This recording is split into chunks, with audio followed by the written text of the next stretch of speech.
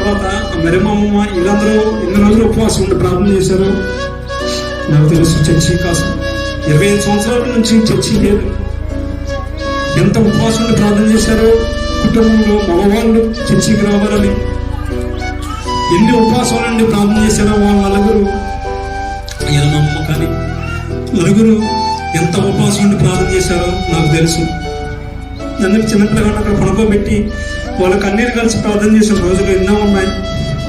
తినకుండా పని చేసుకొని వచ్చి తినకుండా ప్రార్థన చేసిన రోజులు ఉన్నాయి. ఎందుకో తెలుసా, మనం అందరం ఇలా ఈరోజు చర్చిలో కూర్చున్నామంటే వాళ్ళ ప్రార్థనే కారణం. వాళ్ళ ఉపవాసం ప్రార్థన చేశారు కాబట్టి ఈరోజు అమ్మమ్మ మన దగ్గర లేదు. ఆమె జ్ఞాపకం చేసుకోవడం మంచిదో కాదు నాకేం తెలియదు. తాతయ్య మారుమడిచి పొందాలని అమ్మమ్మ 8 రోజులు ఉపవాసం ప్రార్థన చేసిందో నాకు తెలుసు. కానీ అమ్మమ్మ ఈరోజు చూడలేదు. కానీ తాతయ్య రోజు వచ్చి ప్రార్థన చేస్తున్నాడు, చర్చికి వస్తున్నాడు. కానీ అది చూడడానికి అమ్మ లేదు.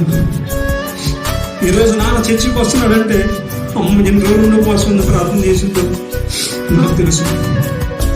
ఎన్ని రోజుల నుండి ప్రార్థన చేసిందో, ఉపవాసం నుండి అన్నం తినకుండా చేసిందో నాకు తెలుసు.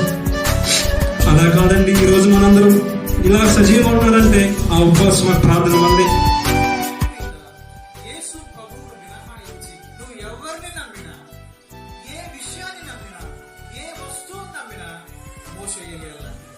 నీతో నడిచేవాడు, నీతో ఉండేవాడు యేసుక్రీస్తు ప్రభు మాత్రమే.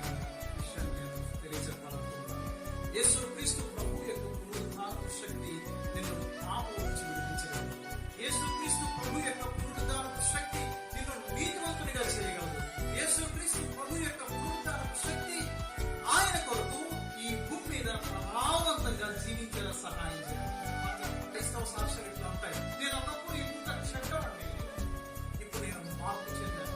నేను ఒకప్పుడు ఇలాంటి వ్యక్తిని, ప్రభువు నన్ను ఈ విధంగా చేశాడు, నన్ను ఇలా మార్చాడు, నన్ను ఎంత ప్రభు తన కొరకు అద్భుతంగా వాడుకుంటున్నాడు. మీకు తెలుసా, యేసుక్రీస్తు ప్రభు శక్తి నిన్ను జీవితాన్ని మార్చగలదు. నిన్ను ప్రభు కొరకు నమ్మకంగా జీవింపజేయగలదు.